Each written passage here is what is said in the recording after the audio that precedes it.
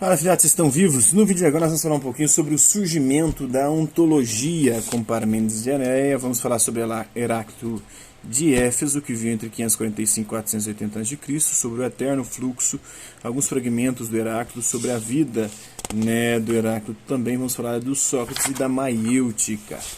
Bora lá? Então, Parmênides foi o primeiro filósofo a afirmar que o mundo percebido pelos nossos sentidos, o cosmos estudado pela cosmologia, é um mundo ilusório. É uma enganação. Os nossos sentidos nos enganam, feito de aparências sobre as quais formulamos as nossas opiniões. A doxa não é verdade. A doxa é uma opinião, é uma percepção particular baseada nos sentidos e errônea, equivocada. Foi ele também o primeiro a contrapor a esse mundo mutável, feito de mudança perene dos contrários que se transformam uns nos outros, a ideia de um pensamento e de um discurso verdadeiros referidos àquilo que é realmente, que é o ser, ou ontos, em grego, quer dizer ser. O ser é, diz Parmênides. Com isso, pretendeu dizer que o ser é sempre idêntico a si mesmo, imutável, eterno, imperecível, invisível aos nossos sentidos e visível apenas para o pensamento. Foi Parmênides o primeiro a dizer que a aparência sensível das coisas da natureza não possui realidade, não existe real e verdadeiramente, não é. Na verdade, não passa de uma ilusão. Contrapôs assim o ser ou ontos ao não ser mion, declarando não ser, não é. A filosofia é chamada por Parmênides de a via da verdade, da aletheia, que nega a realidade, o conhecimento, e conhecimento a via da opinião, a doxa. Tem uma terceira via, que é uma via do meio termo ali, das opiniões plausíveis que ele vai falar. Pois essa se ocupa com as aparências, com o não ser. Ora, a cosmologia ou a física ocupava-se justamente com o mundo que percebemos e no qual vivemos com as demais coisas naturais. Ele ocupava-se com a natureza enquanto um cosmos ou ordem regular e constante de surgimento, transformação e desaparecimento das coisas. A cosmologia buscava a explicação para o devir, para o movimento, para aquilo que passa, isto é, para a mudança das coisas, para a passagem de uma coisa a um outro modo de existir contrário ao que possuía. A cosmologia dedicava-se à multiplicidade dos seres, à mutabilidade deles e à oposição entre eles. Parmênides tornou a cosmologia impossível afirmar que o pensamento verdadeiro exige a identidade, a não transformação e a não contradição do ser, considerando a mudança de uma coisa em outra contrária como o não ser. Parmênides também afirmava que o ser não muda porque não tem como e nem por que mudar, e não tem no que mudar, porque se o ser mudar, ele deixa de ser, e se ele deixar de ser, ele se torna não ser nada, não ser não existe, não pode sequer ser pensado, pois se mudasse, deixaria de ser o ser, tornando-se o contrário de si mesmo, que é o não ser. Como consequência, mostrou que o pensamento verdadeiro não admite a multiplicidade ou a pluralidade de seres, e que o ser é uno e único. Os argumentos da escola eleata eram rigorosos, diziam, admitamos que o ser não seja uno, mas múltiplo. Nesse caso, cada ser é ele mesmo e não é os outros seres. Portanto, cada ser é e não é ao mesmo tempo, o que é impensável, que é um absurdo. O ser é uno e não pode ser múltiplo, segundo o pensamento de Parmênides, dos pensadores de Eleia. Admitamos que o ser não seja eterno, mas teve um começo e terá um fim. Antes dele, o que havia? Outro ser? Não, pois o ser é uno. O não ser? Não, pois o não ser não é o nada não existe, nada não pode nem ser pensado. Portanto, o ser não pode ter tido um começo. Terá um fim, se tiver, o que virá depois dele? Outro ser? Não, pois o ser é uno. O não ser? Não, pois o não ser é nada, o nada não existe, não pode sequer ser pensado. Portanto, o ser não pode acabar, ele é sem começo e sem fim, o ser é eterno. Admitamos que o ser não seja imutável, mas mutável. No que o ser mudaria? No outro ser? Não, pois o ser é uno. No não ser? Não, pois o não ser é o nada. O nada não existe e o nada não pode sequer ser pensado. Portanto, se o ser mudasse, tornar-se-ia não ser e desapareceria. O ser é imutável e o devir é uma ilusão dos nossos sentidos. O que Parmênides afirmava era a diferença entre pensar e perceber. A percepção ela é sensível, mudança constante, é o que nós percebemos nos nossos sentidos, o mundo do devir, e isso era pura ilusão. Já o pensamento é aquilo que permanece, o ser. Percebemos a natureza na multiplicidade e na mutabilidade das coisas que se transformam umas nas outras e se tornam contrárias a si mesmas. Mas pensamos o ser, isto é, a identidade, a unidade, a imutabilidade, a eternidade daquilo que é em si mesmo. Perceber é ver as aparências, e pensar é contemplar a realidade como idêntica a si mesma, a essência. O pensamento atinge a essência, os sentidos a aparência. Pensar é contemplar o ser, o ontos, Multiplicidade, mudança, nascimento e perecimento são aparências, ilusões dos nossos sentidos. Ao abandonar essa filosofia, passou da cosmologia à ontologia, do estudo do cosmos, do universo, do mundo ordenado, para o estudo do ser. O Heráclito de Éfeso, já falamos, né? Nada do que foi será de novo do jeito que já foi um dia, porque tudo passa, tudo sempre passará, diz o Lulu Santos na sua música Como uma Onda. Né? Tem alguns fragmentos aqui do Heráclito. Este mundo mesmo de todos os seres, nenhum Deus, nenhum homem o fez, mas era, é e será um fogo sempre vivo, ardente, acendendo-se em medidas e apagando-se em medidas. O fogo é o princípio e origem de todas as coisas, o fogo é arqué, sem o fogo nada existiria, é o fogo do papai e da mamãe que nos colocou aqui no mundo. Né? O fogo consome todas as coisas, destrói, mas também dá origem a todas as coisas. A grande explosão Big Bang, uma grande explosão cósmica, o fogo, né? Um beijo. Até o papai e a mamãe começou com um beijo, né? O beijo é o fogo, né? O beijo é igual ao ferro elétrico, né? Liga em cima e esquenta embaixo. E homem é igual micro-ondas, né? 30 segundos tá pronto. A mulher é igual fogão a lenha, né? Fogo também. Você tem que acender de manhã, né? Colocar fogo, pegar a lenha, colocar aí ali o dia inteiro abanando, né? Mexendo e tal, pro fogo pegar, porque de noite tá bom. Mas depois que pegou também, meu amigo, já era. O problema é que do homem, 30 segundos tá pronto, rapidinho resolve. A mulher continua queimando muito tempo depois, né? Para apagar o fogo é uma desgraça, é uma peleja sem fim. Então, este mundo mesmo de todos os seres, né? O combate é de todas as coisas, pai, de todas rei, e uns ele revelou Deus, outros homens, de uns fez escravos, de outros homens livres.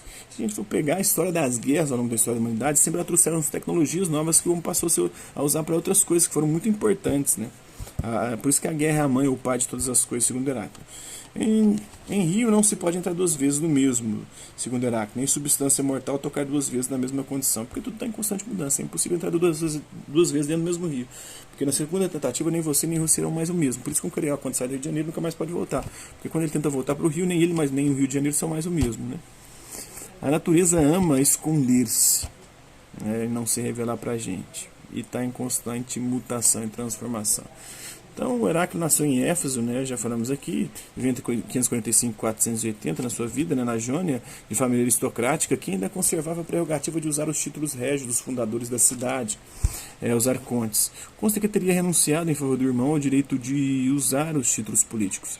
Considerado por muitos como o mais importante dos pré-socráticos, durante os últimos 25 anos, ou 25 séculos, Heráclito não cessou de ser lido, citado e comentado e interpretado das mais variadas maneiras. Como Parmênides de Eleia pode ter tido como fundador da filosofia, ele pode ser tido como fundador da filosofia. Ambos colocaram os problemas e as soluções, as questões e as respostas, as interrogações e os impasses que definiram nos séculos seguintes a reflexão filosófica. Heráclito de Éfeso, também chamado Obscuro, desenvolveu um pensamento rico e profundo, de difícil interpretação. Um dos aspectos mais destacados desse pensamento é relativo à impermanência das coisas. O mundo todo é visto como um fluxo incessante, onde só permanece estável e inalterável o Logos, a lei, né? Que rege a inevitável transformação de todas as coisas. O fogo e o Logos são o princípio de todas as coisas, e a razão é uma razão contraditória, dialética dos contrários, né? Nos mesmos rios, entramos e não entramos, somos e não somos. Esse fragmento também traduzido como não podemos entrar duas vezes no mesmo rio porque suas águas não são as mesmas e nós não somos os mesmos, expressa a ideia mestra de Heráclito. O mundo é um fluxo, né? Tudo muda, até bermuda, né? Tudo passa, até a uva passa. Tudo na vida é passageiro, até o motorista e o cobrador que estão acabando. Né? O cobrador já tiraram o ônibus, agora estão tirando o motorista. Em breve os ônibus, os carros serão guiados via satélite, né? Por computador, por GPS. Então o mundo é um fluxo ou mudança permanente de todas as coisas, né? Um dever eterno. Resumindo o pensamento de Heráclito, Platão escreveu que para esse filósofo, Pantarrei, tudo flui, tudo passa, tudo escorre, tudo se move sem cessar. É a modernidade líquida, né? Mas o mundo já era líquido desde lá de Heráclito. A vida se transforma em morte e a morte em vida. O mundo dos séculos se comedece, a noite se torna dia, o dia se torna noite, o jovem se torna velho, o velho se faz criança. O mundo é um perpétuo renascer e morrer, rejuvenescer e envelhecer. Nada permanece idêntico a si mesmo, mas este fluxo não se faz ao acaso e caoticamente. Segue uma lei que Heráclito expõe num dos seus mais celebrados fragmentos. A guerra, polemos em grego, é o pai e o rei de todas as coisas. Para Heráclito, a guerra e a luta dos contrários é a justiça e a harmonia. Como as cordas da lira, tendidas ao máximo pelo arco, produzem as mais perfeitas melodias, assim também a harmonia do mundo vem da tensão dos contrários. A discórdia ou a guerra é geradora da ordem, o quente, o frio, o seco, o úmido, dia, noite, vida, morte, as estações do ano, o fruto que vem da morte, da flor, saúde, doença, belo e feio, grande e pequeno, o equilíbrio dinâmico, o fluxo contínuo dos opostos que se sucedem e coexistem no mundo são a realidade. A estabilidade é a ilusão, o movimento, a multiplicidade, a mudança é o real. Tudo é um, eis a verdade profunda do mundo. Se o acaso é necessidade, a beleza é feiura, a discórdia é concórdia, o dia carrega dentro de si a noite, e a noite traz dentro de si o dia. Porque as coisas aparentemente independentes umas das outras e em conflito umas com as outras são uma só e mesma coisa. A unidade se esconde sob os contrários em luta, e essa unidade é a multiplicidade. Para Heráclito, um é múltiplo e o múltiplo é um. O mundo é uma tensão dos contrários múltiplos, e essa multiplicidade tensa constitui a unidade do um. Então Sócrates, né, agora vamos falar do Sócrates, que viveu de 470 a 399 a.C. e que defendeu a maiêutica, que é a dar à luz, a parir as próprias ideias. Ele vai pegar a inscrição do oráculo de Delfos, conhece de ti mesmo, né, a inscrição que estava no pórtico do templo de Apolo, que é o deus da razão, o deus do sol, que puxava a relógio do sol no céu, o deus da música, né, da ordem, o oráculo de Delfos, um dos oráculos mais famosos do mundo antigo, né, do mundo grego antigo. Filho de Sofronisco e Fenarete, Sócrates nasceu em Atenas no final de 470 ou no início de 469 a.C. e morreu condenado pelo tribunal ateniense a tomar cicuta, um veneno, em 399 a.C. com a idade de 70 anos. Seu pai era escultor, né, e também virou um escultor de almas, né, ajudou as pessoas a esculpirem a sua própria humanidade, o seu próprio ser enquanto homem, né? Tendo-lhe ensinado este ofício, portanto, ele era um técnico. Sua mãe era parteira e Sócrates teria comparado o seu modo de filosofar ao trabalho de Fenarete, dizendo que ela fazia o parto dos corpos e ele o das almas, fazendo as pessoas parirem as próprias ideias. Mas de alguma maneira também ele moldava o homem, por isso ele era um escultor. Moldava um homem com o seu processo dialético, com o seu método, com a sua maiêutica, né? Os relatos dizem que Sócrates dedicou-se à filosofia depois de haver ido ao templo de Apolo Delfo e ter ouvido uma voz interior, que ele chamava de daimon, né? O demônio interior, ou Deus interior, uma espécie de espírito bom, né? O bom espírito ligado a alguém e que personifica o caráter da pessoa e o seu destino. Que o fez compreender que o oráculo inscrito na porta do templo, conhece a ti mesmo, era a sua missão. Então, para eles aqui o demônio não era algo negativo, era o bom espírito que habitava cada um de nós, né? Ou é o daimon que é o bom do demônio, é verdade, é a felicidade, é a demonia, é a felicidade. Por ela, ele abandonou toda a atividade prática e viveu pobremente com a sua mulher Xantippe e seus filhos. Foi descrito por todos os que o conheceram como alguém dedicado ao conhecimento de si e que procurava nos outros perguntas sobre si próprios, né? Conversando na praça do mercado, na ágora, nas reuniões de amigos e nas ruas com quem aparecesse e se interessasse em respeitar oráculos, isso é, de conhecer-se a si mesmo. Sócrates fica sabendo que no oráculo de Delfos foi transmitida a seguinte mensagem de Apolo: Sócrates é o homem mais sábio entre os homens. Espantado, ele procura os homens que julgava sábios, os políticos, os poetas, cuja função é ensinar e guiar os outros. Consulta-os para que lhes digam o que é a sabedoria. Descobre, porém, que a sabedoria deles era nula. Eles eram ignorantes, e não sabiam. Eles achavam que sabiam, mas não sabiam de nada. Sócrates compreende, enfim, que nenhum homem sabe verdadeiramente nada, mas o sábio é aquele que reconhece isso. Só sei que nada sei. Que, o início da sabedoria, pois, o reconhecimento da própria ignorância. Só sei que nada sei. Se assim é a inscrição no pórtico do templo de Apolo, conhece a ti mesmo, significa que o conhecimento não é um estado. Né? Ninguém é o dono do saber da verdade, não é um estado de sabedoria, mas um processo de busca constante, uma procura da verdade. Uma vida sem a busca pela verdade, pelo conhecimento, não merece ser vivida, segundo Sócrates. Eis o motivo que leva Sócrates a praticar a filosofia como uma missão, a busca incessante da sabedoria e da verdade e o reconhecimento incessante de que a cada conhecimento obtido uma nova ignorância se abre diante de nós. Né? A cada conhecimento que a gente aprende, a cada coisa que a gente aprende, a gente descobre que a gente não sabia determinadas coisas, que a gente precisa saber para saber ainda mais. Né? O conhece a ti mesmo e o sei que nada sei, isso aqui é muito interessante, cara. Quanto mais a gente sabe que não sabe. E quanto menos a gente sabe, mais a gente acha que sabe. Inclusive tem o efeito Dunning-Kruger, que também mostra isso, né? Uma pesquisa, um experimento de Dunning-Kruger, acho que é Dunning-Kruger mesmo, que fala sobre isso, né? Como que pessoas ignorantes acham que sabem muito e pessoas que sabem muito acham que sabem pouco. O conhece mesmo, isso sei que nada sei, são duas expressões que ninguém jamais duvidou que fossem de Sócrates. Com elas, o homem, a ética e o conhecimento surgem como questões centrais da filosofia. Ao dizer-se parteiro das almas, Sócrates queria dizer, em primeiro lugar, que não era o pai das ideias que nasciam da alma de seu interlocutor. E, em segundo lugar, que seu papel era apenas o de auxiliar o nascimento de ideias para as quais o trabalho de parto tinha, como no caso das mães, que ser feito inteiramente pela parturiente. Seu trabalho é suscitar no interior do interlocutor o desejo de saber e auxiliá-lo a realizar sozinho esse desejo.